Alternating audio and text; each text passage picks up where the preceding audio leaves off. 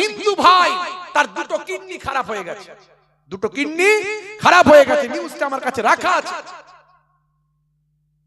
পরিবারের ম্যাক্সিমাম কারোর সঙ্গে সেভাবে ম্যাচ করে না তার কিডনি, যদিও দু একজনের সঙ্গে ম্যাচ করছে তারা কেউ কিডনি দেবে ভাই? কিডনি কেউ দিতে চায়? দেয় আবার তারা দেবে না। হয়তো ব্লাড রিলেশন আছে, আত্মীয়তার মধ্যে হচ্ছে, কিন্তু দিচ্ছে না কিডনি। তার বন্ধু ছিল, বন্ধু যখন জানতে পারলো বলে তুই আমাকে বলিস নি কেন এত বড় কেস, চ একবার আমারটাই টেস্ট করে দেখি যদি লেগে যায়। ডাক্তারখানায় গেল, গিয়ে দেখছে খোদার কি শান, এটাই আল্লাহর ইচ্ছা, বন্ধুর কিডনির সঙ্গে, মুসলিম বন্ধুর কিডনির সঙ্গে ওই হিন্দু ভাইয়ের কিডনির যে অ্যাডজাস্ট, যে ম্যাচ, সেই ম্যাচ করে যাচ্ছে। দুজনের চোখ দিয়ে অশ্রু ঝরছে। বন্ধু কি বলছিস? চিন্তা করিস না, তুই মরবি না, আমার কিডনি তোকে দেব, আমার দুটোর জায়গায় একটা হলেই চলবে, আমার থেকে একটা তোকে দেব, তুই আমার বন্ধু, আর এটাই আমাদের কালচার। আমার কিডনি তোর ভিতরে গিয়ে বেঁচে থাকবে, আমার বন্ধুত্ব বেঁচে থাকবে। এইটাই হলো বাংলা, এটাই হলো রামকৃষ্ণের দেশ, এটাই হলো স্বামী বিবেকানন্দের দেশ, এটাই হলো পীর আবু বকর সিদ্দিকের দেশ। এটা যোগীর দেশ নয়। আমরা শ্রী রামকৃষ্ণ পরমহংসদেবকে স্যালুট করি, আমরা স্বামী বিবেকানন্দজিকে স্যালুট করি, আমরা যোগীকে করি না। যোগীর গেরুয়াটা স্বামী বিবেকানন্দের গেরুয়া নয়, যোগীজির গেরুয়া স্বামী বিবেকানন্দজির গেরুয়া নয়। গেরুয়াকে সম্মান করি, গেরুয়া হলো ত্যাগের প্রতীক। ওই গেরুয়া, যে গেরুয়াটা স্বামী বিবেকানন্দজি পড়েছেন, তিনি বলেছেন হাড়িমুচি চন্ডাল ভারতবাসী আমার ভাই। কোন ধর্মীয় বিভাজন করেনি, হিন্দু মুসলমানের লড়াই করেননি, তিনি সম্প্রীতির বার্তা দিয়েছেন। জীবে প্রেম করার কথা বলেছেন, জীবে প্রেম করে যেই জন সেই জন সেবিতে ঈশ্বর, তিনি বলেছেন ভাইরা আমার। আর ওই যোগীজি বলেছে, যোগীজি কি বলেছে? মুসলিম মহিলাদের নাকি কবর থেকে তুলে ধর্ষণ করো। ছি ছি ছি ছি ছি ছি, এরা ধর্মগুরু, এরা ধর্মগুরু। কিছু আমাদের মুসলিমদেরও আছে, বাংলাদেশ থেকে মাঝে মাঝে ভিডিওগুলো দেখি, খুব উগ্র। এদের জন্য পরিবেশ খারাপ হয়। এদেশের কিছু ধর্মগুরু হিন্দু ভাইদের আছে, আর ও দেশের কিছু মুসলিমদের মধ্যে আছে। এরা আমাদের এই পাশাপাশি দুটো বাঙালি এলাকা, তো আমরাও বাংলা বলি, ওরাও বাংলা বলে, মিলটা তো ভালো আছে। ওখানে কিছু হলে এখানে খবর আছে, এখানে কিছু হলে খবর হয়। এখানে কিছু মুসলমানদের উপরে অত্যাচার জুলুম করলে উত্তরপ্রদেশ থেকে শুরু করে কোথাও কিছু হলে বাংলাদেশে দেখবে হিন্দু খাতরে মে, হ্যাঁ হিন্দুদের উপর জুলুম চলছে। আবার ওখানে কিছু হলে এখানে চলে, মানে খুব সমস্যা আমরা পড়েছি, পরিস্থিতি খুব খারাপ। ভাইরা আমার, তরুণ যুবকেরা আমার, ছেলেদেরকে শিক্ষিত করুন, বাচ্চাদেরকে শিক্ষিত করুন, পড়ান, পড়ান। কোন চক্রান্ত কাজ হবে না,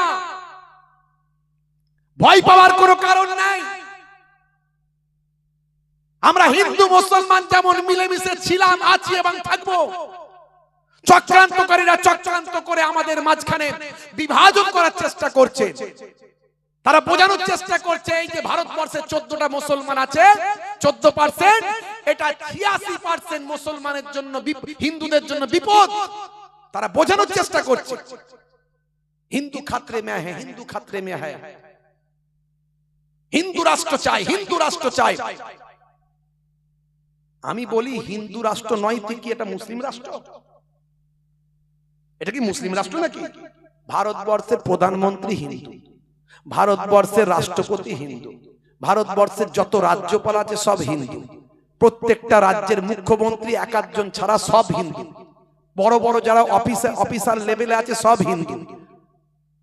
খাতায় কলমে তো করে দিলেই হয় হিন্দু রাষ্ট্র, আমাদের তো কোনো আপত্তি নাই। আমরা তো শ্রী রামকৃষ্ণ দেবের হিন্দু রাষ্ট্র দেখতে চাই, আমরা তো স্বামী বিবেকানন্দজির হিন্দু রাষ্ট্র হোক না চাই।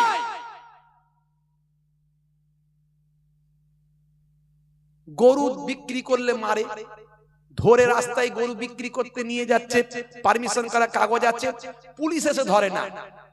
ওই সব চেলা চম্পট গুলো, অসভ্য বর্বর গুলো তাদেরকে লাগিয়ে দিয়েছে, তারা এসে নিরীহ অসুস্থ বৃদ্ধ মানুষদের দাঁড়ি ধরে মারে।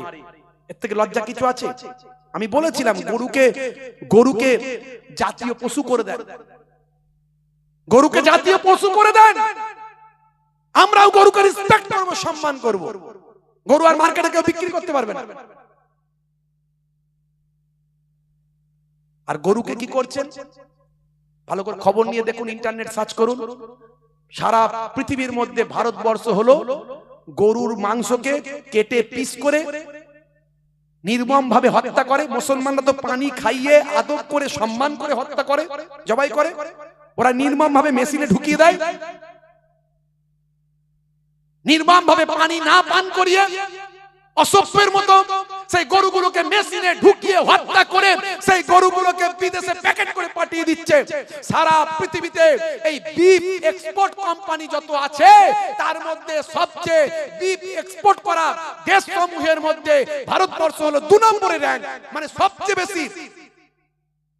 ভারতবর্ষ এই দেশ থেকে গরু কেটে বিদেশে পাচার করছে, এ তথ্য জানা নাই? খবর নিন, ইন্টারনেট সার্চ করুন, গুগল সার্চ করুন। যতগুলো বড় বড় বিফ এক্সপোর্ট কোম্পানি আছে ভারতে, নামগুলো সব দিয়েছে মুসলমানের নাম।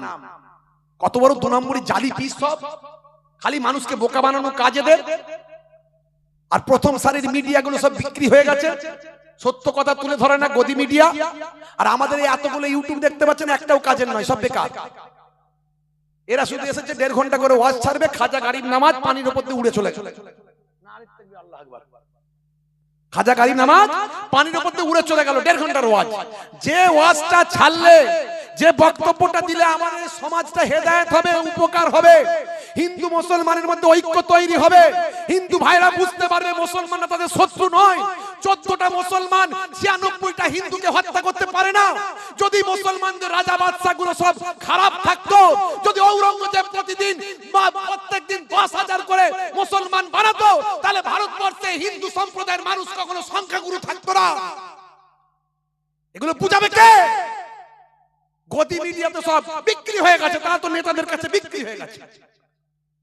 সাধারণ ভোলা ভালা হিন্দু মুসলমান মানুষকে ভুল বুঝিয়ে সমাজটাকে শেষ করে ফেলছে, ধ্বংস করে ফেলছে।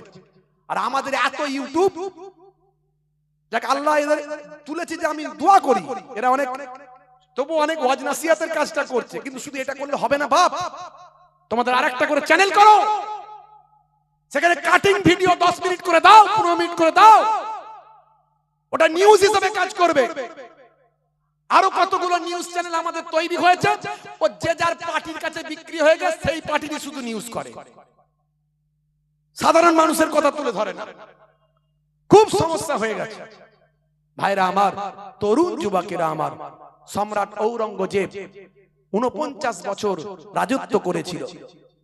সম্রাট ঔরঙ্গজেবের আমলে 22% অন্যান্য যত রাজা বাদশা আকবর হুমায়ুন থেকে শুরু করে ভাই আমার, খুব বেশি হলে 22% হিন্দু ভাইরা সেই বাদশার অধীনে তারা বিভিন্ন দপ্তরে চাকরি করত।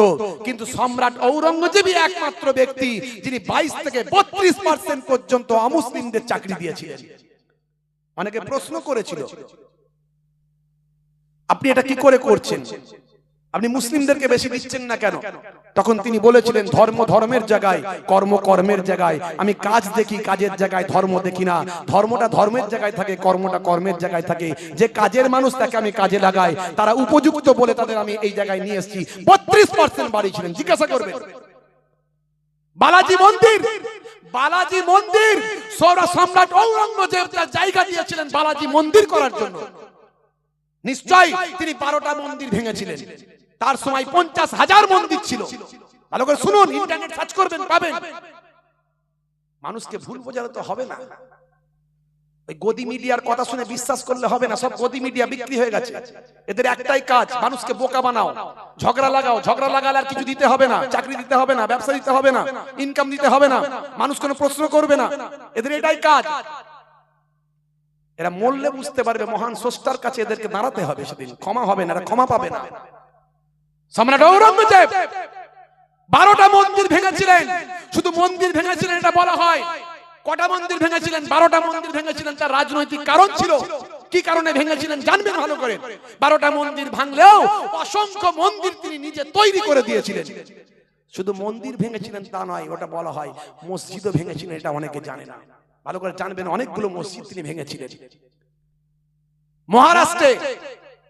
মহারাষ্ট্রে তাজিয়া হয়েছিল, তাজিয়া, হাই হাসান হাই হোসেন। এই মিছিল করতে গিয়ে বহু মানুষ মারা গিয়েছিল।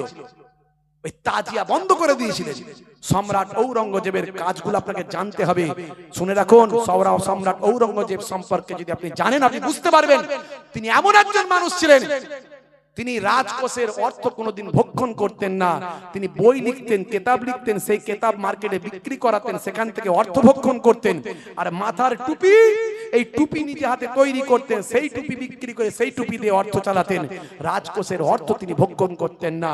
এটা আমি বলছি না, ভারতের প্রথম সারির মিডিয়া পর্যন্ত লিখেছিল। যখন ওই ঔরঙ্গজেব রোডটা চেঞ্জ করা হচ্ছিল, তখন আমার বাংলার বড় বড় মিডিয়াগুলো এই তথ্যটা দিয়েছিল, সেটাও আমার কাছে রাখা আছে। বানানো গল্প বলছি না, একটু কথা বেশি উত্তেজিত হয়ে বলে ফেলছি আসলে, বুঝতে পারছেন তো? কারণ এমনি মানুষজন ফাঁকা ছিল, যাকে একটু এসে বসে মোটামুটি হয়েছে, ম্যানেজ হয়েছে। হ্যাঁ, তার উপরে পরিবেশ পরিস্থিতি যা চলছি আমরা, খুব খারাপ লাগছে আমাদের সমাজের অবস্থা দেখে। ভাইরা আমার, কি কথা আপনাদের বলবো আমি, একটা উদাহরণ দিলে বুঝতে পারবেন। এই যে দিল্লি বিস্ফোরণ হলো, এই দিল্লি বিস্ফোরণে কি দেখানো হলো? প্রথম দিনই দেখা গেল 4-5 জন মুসলমানদের বড় বড় ডাক্তারদেরকে অ্যারেস্ট করা হলো। তাদের সবাই আবার মুখে এত বড় বড় দাড়ি। আর প্রথম সারির মিডিয়াগুলো এমন প্রচার করলো, এমন ভাবে প্রচার করলো, প্রথম সারির মিডিয়াগুলো, গদি মিডিয়াগুলো 1 ঘন্টা ছাড়া ছাড়া আপডেট, 1 ঘন্টা ছাড়া ছাড়া আপডেট। আর শুধু ছবি দেখাচ্ছে, নাম দিচ্ছে, ছবি দেখাচ্ছে, নাম দিচ্ছে। 86% হিন্দু ভাইদেরকে বোঝানোর চেষ্টা করছে বারবার, এই দাড়িওয়ালা টুপিওয়ালা এই মুসলিমরা, এরা ডাক্তার হোক আর যাই হোক, সব কারা জঙ্গি। আমরা কি বুঝি না? এটাই বোঝানোর চেষ্টা করছো। এর মধ্যে রাজনীতি, বিভাজন, হিন্দু মুসলমানের বিভাজন করতে পারলি ভোটে টিকে থাকবো। মাত্র কয়েকটা দিন কেটেছে, এই দেখুন, তথ্য ছাড়া কথা বলি না, আনন্দবাজার.com ছোট্ট করে লিখে দিল, এত দিন ধরে প্রচার করলো, আর সেটা ছোট্ট করে লিখে দিল, দিল্লি বিস্ফোরণে যুক্ত নন ধৃত 3 চিকিৎসককে মুক্তি দিল এনআইএ, ছাড়া পেলেন দিনাজপুরের নিসারও। 4 জন যে ডাক্তারকে অ্যারেস্ট করেছিল, তাদেরকে সবাইকে ছেড়ে দেওয়া হলো এবং বেকসুর খালাস, তারা কোনো দোষী নয় বলে প্রমাণিত হয়ে গেল। যখন দোষী নয় বলে প্রমাণিত হচ্ছে, তার আগে তাদের অনেক বড় সর্বনাশ হয়ে গেছে। তারা রেপুটেড পারসন, শিক্ষিত মানুষ, তাদের অনেক অসম্মান হয়ে গেছে, সারা দেশের কাছে, সারা বিশ্বের কাছে তাদেরকে জঙ্গি বানানো হয়ে গেছে। তখন এখন আর বড় বড় করে হেডিং করা হচ্ছে না সব মিডিয়াতে, এখন ছোট্ট করে আনন্দবাজার.com ছোট্ট করে লিখে দিয়েছে, ওরা দোষী নয়, ওদের ছেড়ে দিয়েছে। দেখুন 3 লাইন লিখে দিয়েছে। এর জ্বালা কোথায় রাখবো, কাকে বোঝাবো, এর দুঃখ কার কাছে শোনাবো, কে শুনবে? এই কথাগুলো বলি বলে আমাদের শত্রু কিন্তু অনেক ভালো চোখে দেখে না। কেন বুঝিয়ে দিচ্ছি, কেন এভাবে বলছি, কেন এভাবে টান দিয়ে ওয়াজ করলে সে ভালো, যে ভালো ওয়াজ করতে পারে, মানে গলে গেলে বলে দিয়ে চলে গেল, ম্যানেজ হয়ে গেল, গালাগালি করে দিল, কিস্তি করে দিল, উগ্র উগ্র ভাষা বলে দিল, তাকে লোকে বলবে, ওরাই তখন দেখাবে গদি মিডিয়া, দেখেছো মুসলমানদের বক্তাগুলো কত উগ্র, এরাও জঙ্গি। আর তথ্য দিয়ে, যুক্তি দিয়ে বুঝিয়ে দিলে ওদের চোখে ভালো নয়। তার মানে মানুষকে পরিষ্কার করে দিচ্ছে, হিন্দু মুসলমানের মধ্যে মেলবন্ধন তৈরি করে দিচ্ছে, যেটা ওদের পছন্দ নয়। এটা একটা দিলাম, আরো দেখবেন। 7 বছর জেল খেটে বেকসুর খালাস 4 নিরীহ মুসলিম। মিডিয়া নিউজ দেখুন, পেপারে বেরিয়েছে। 7 বছর জেল খাটার পরে সে বেকসুর খালাস। এই 7টা বছর কেউ ফিরিয়ে দেবে? আমার দেশের আইন আছে যে 7 বছর তার যে জীবনটাকে নষ্ট করা হলো, এর জন্য তাকে রিটার্ন দিতে হবে। 7 বছরের সুদে আসরে তাকে অর্থ দিতে হবে, এবং ভারতবর্ষের সবকটা মিডিয়ায় 3 দিন ধরে প্রচার করতে হবে। আচ্ছা, এরকম আইন কেউ জানতে পারলো না। 7 বছর জেল খেটে কোন রকমে এলো, সে তো অসুস্থ হয়ে গেল, মরার মতো অবস্থা হয়ে গেল। আরো দেখবেন, কত দেখবেন সন্ত্রাসী সন্দেহে, শুধু সন্দেহ করে সন্ত্রাসী সন্দেহে 23 বছর জেল খাটার পর, 23 বছর, কত বছর? 23 বছর শুধু সন্দেহ করে 23 বছর জেল খাটার পর বেকসুর খালাস পেয়েছিলেন নিসার আহমেদ। মিডিয়া পেপারে দিয়েছে, ছোট করে দিয়ে দিয়েছে। আর দেখবেন, কটা বলবো, তথ্য ছাড়া কথা বলেন, ডকুমেন্ট সব আছে, ডকুমেন্ট সব রাখা আছে। কত দেখবেন সব আছে, কত দেখবেন। এই যে Kerala 5 Muslim men discharged by NIA court in explosive Caesar case after 13 years. Caesar case যেটা হয়েছিল 13 বছর পর তারা মুক্তি পেল কেরালায়। 13 বছর তাদের যে চলে গেল, তাদের সন্তান, তাদের কারবার, তাদের ব্যবসা, তাদের চাকরি, তাদের ইজ্জত, তাদের সম্মান, তাদের রেপুটেশন কেউ ফিরিয়ে দেবে? মামলা করলে 13 বছরের সুদে আসলে দেবে? দেবে না। ভাইরা আমার, শুধু মুসলমান বিপদে নাই, দেশ কিন্তু বিপদে আছে। 26,000 চাকরি গেল, কটা মুসলমান? 69,000 চাকরি গেল উত্তরপ্রদেশে, কটা মুসলমান? ধর্মের চশমা যদি না খুলতে পারো, যখন ধর্মের চশমা খুলবে তখন দেখবে সংবিধান বদলে গেছে। সংবিধানে যে তোমার অধিকারটা দেওয়া ছিল সেই অধিকারটা আর নাই, আর কোনো কিছু বলার জায়গা থাকবে না তখন।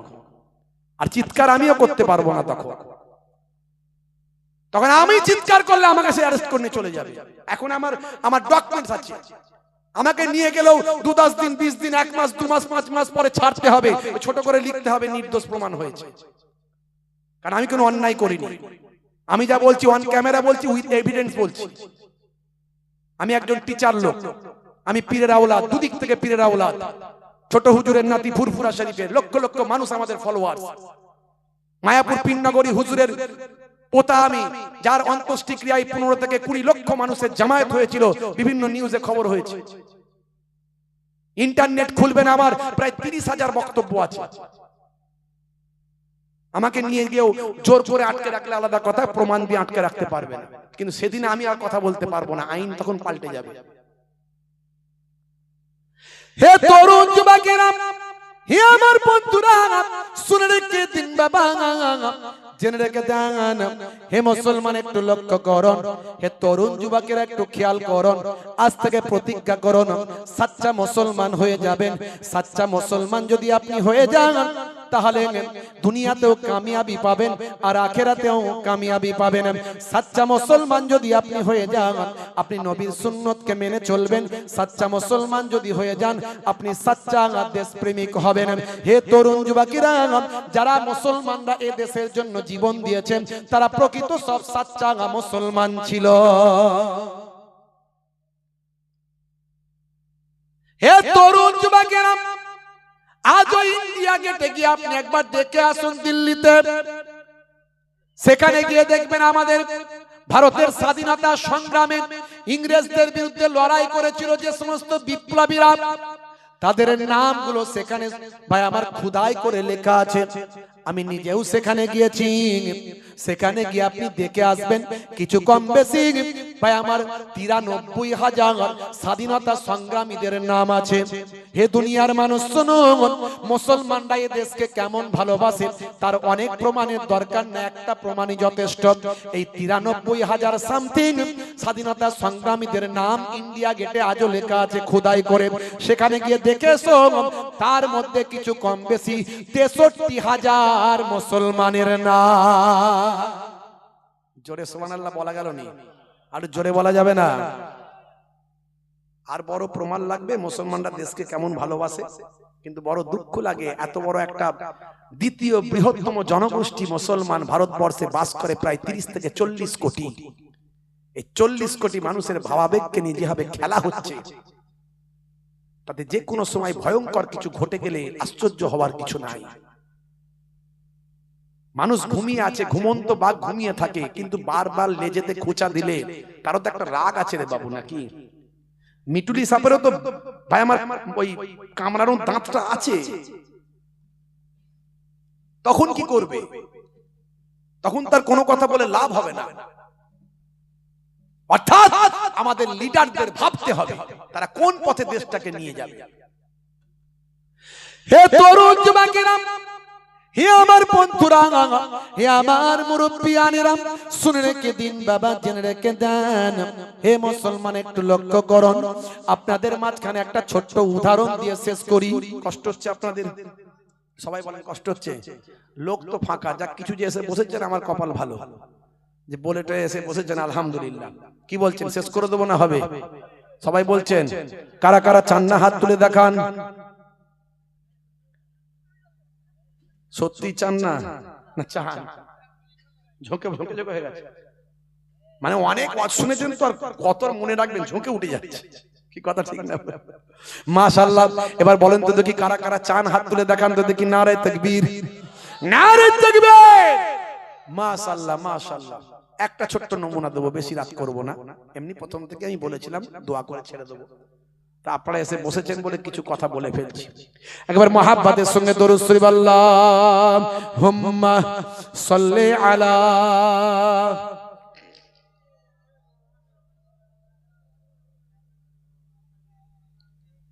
ওয়া আলা আলি সাইয়্যিদিনা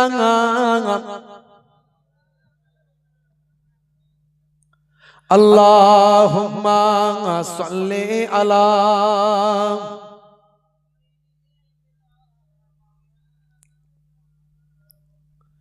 ওয়া আলা আলি আইলা মুহাম্মদ দরুদ সালাম, আইলা মুহাম্মদ দরুদ সালাম, তুমি যে মনিব আমার, আমি যে গোলাম। আমি তখন মক্কা শরীফে ছিলাম।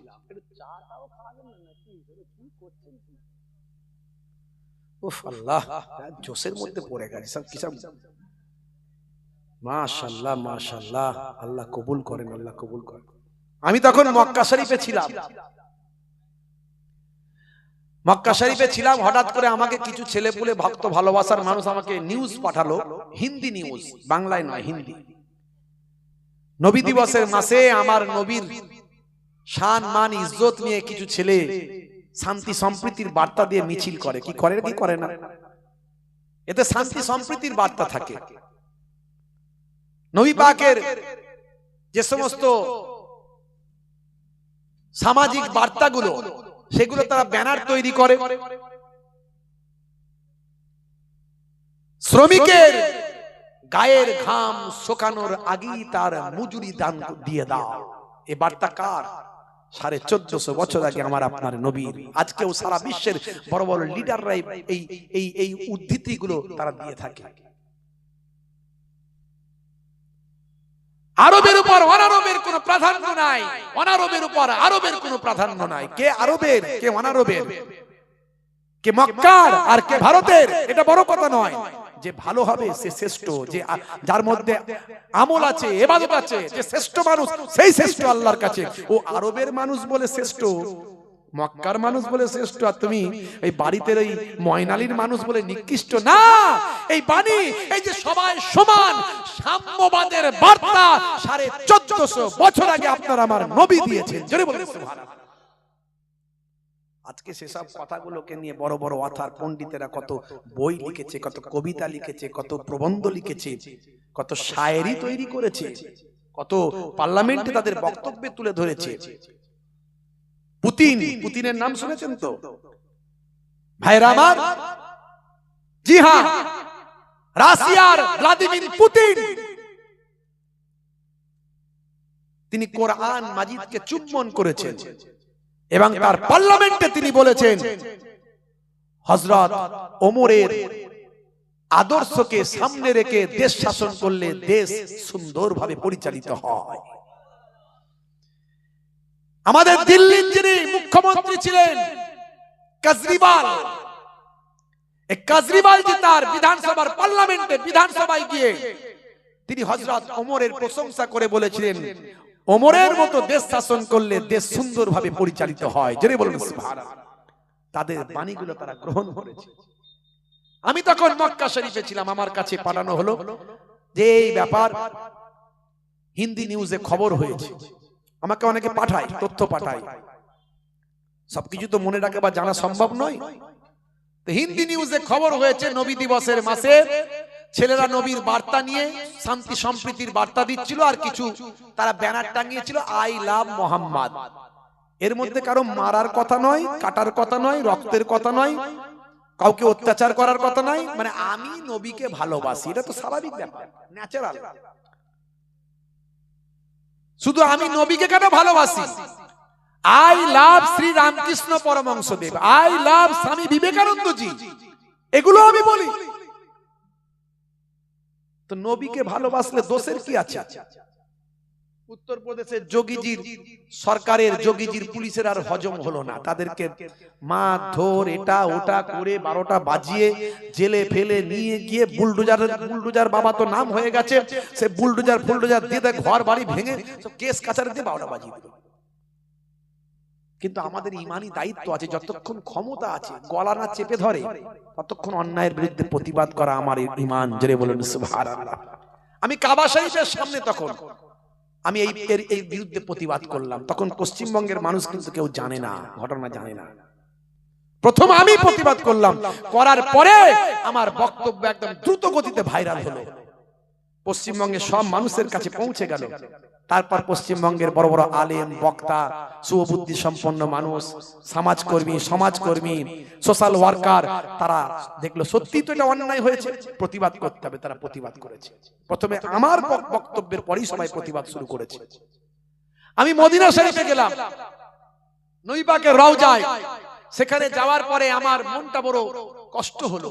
আমার নবীর সবুজ গম্বুজ দেখে, আহারে আমার নবী দয়ার নবী, মায়ার নবী, কোনদিন জাতি ধর্ম ভেদাভেদ তিনি করেননি, শান্তি সম্প্রীতির বার্তা দিয়েছেন, তিনি মানুষের দুঃখ দুর্দশায় বিপদে পাশে দাঁড়িয়েছেন, না খেয়ে অনাহারে থেকে অন্যকে খাইয়েছেন। আর সেই মহানবীর নিয়ে এত বড় অপমান, এত বড় কটূক্তি, আমার নবীর অসম্মান, আমার নবীকে নিয়ে একটু কবিতা লিখতে হবে। জানেন আমি একটু ভাঙাচোরা কবি, আবার একটু সময় পেলে 2-4 লাইন করে লিখে ফেলি। তা আমি সেখানে এই কবিতাটা লেখার, আইলা মুহাম্মদ দরুদ সালাম, আইলা মুহাম্মদ দরুদ সালাম, তুমি যে মনিব আমার, আমি যে গোলাম। জোরে হবে না? এটাও ভাইরাল হয়ে গেছে, প্রায় সবাই শুনে ফেলেছে। কেন লিখেছিলাম সেটা বললাম। আইলা মুহাম্মদ দরুদ সালাম, আইলা মুহাম্মদ দরুদ সালাম, তুমি যে মনিব আমার, আমি যে গোলাম। জোরে হবে না? আর জোরে হবে না?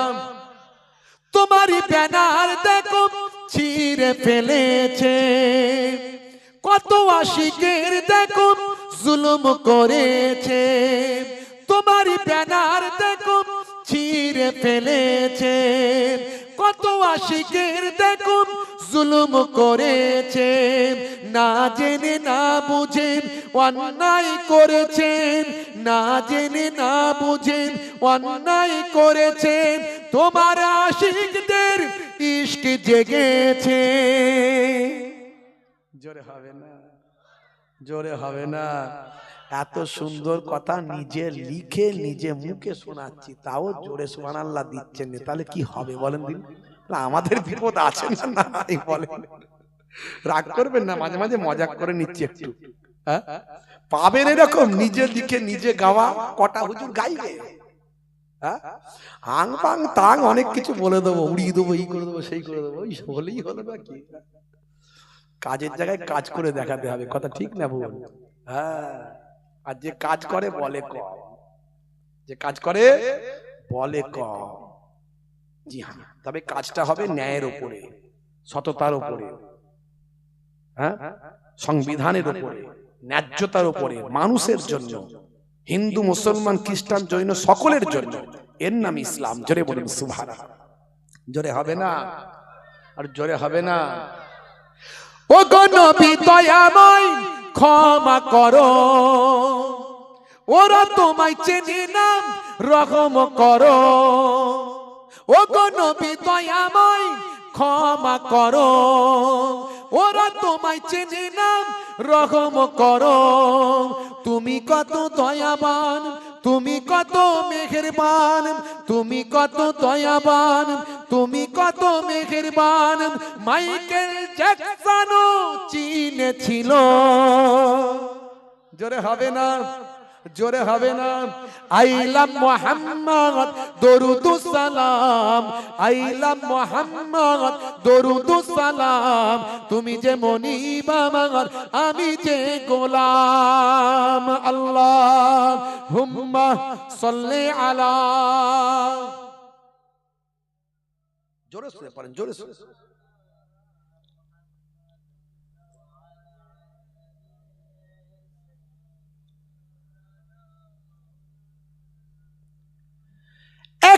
ছিল নারী কাঁটা দিত।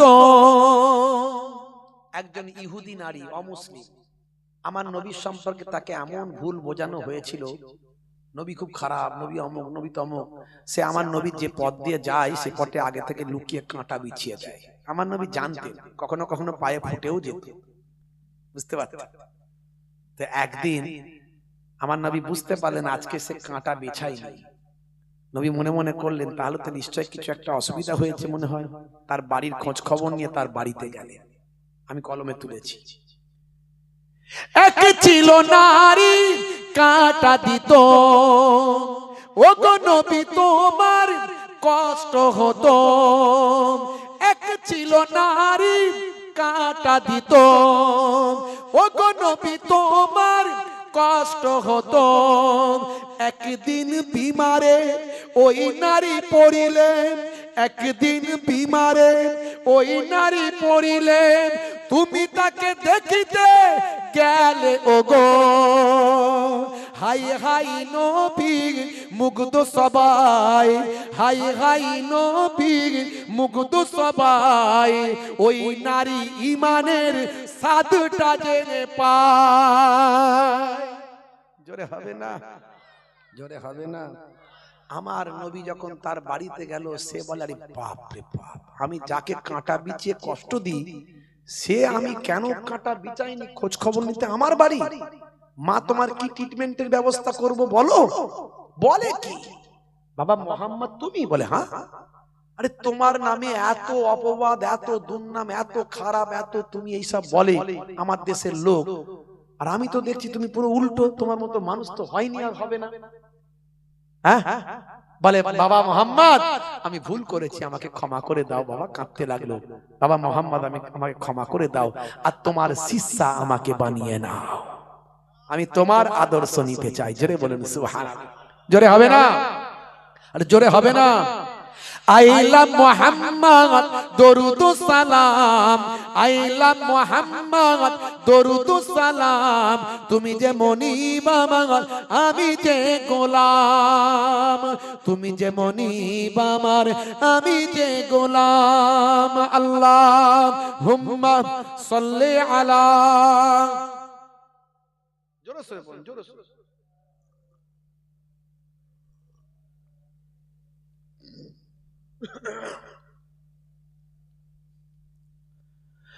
ও গো নবী আমারে কবুল করো, স্বপ্নেতে কখনো দেখা দিও। এই দোয়া শুধু মুহিবুল্লাহ হুসাইনের একার নয়, এই দোয়া আমাদের সবাই। একবারও যদি নবীকে স্বপ্নে দেখতে পায়, কথা ঠিক না ভুল? যে নবীকে স্বপ্নে দেখলো আল্লাহর নবী বললেন সে সত্য দেখলো, কারণ নবী পাকের চেহারা শয়তান ধারণ করতে পারে না। শয়তান সব কিছু ধারণ করতে পারে কিন্তু আমাদের নবীর চেহারা ধারণ করতে পারে না। তাই এখানে আমি কলমে লিখেছি, ও গো নবী আমারে কবুল করো, স্বপ্নেতে কখনো দেখা দিও। কবরের ঘরে একবারে সম, কবরের ঘরে একবারে সম, কিয়ামতে হুসাইনের চিনে নিও। আইলা মুহাম্মদ দরুদ সালাম, আইলা মুহাম্মদ দরুদ সালাম, তুমি যে মনিব আমার আমি যে গোলাম। আল্লাহুম্মা সাল্লি আলা,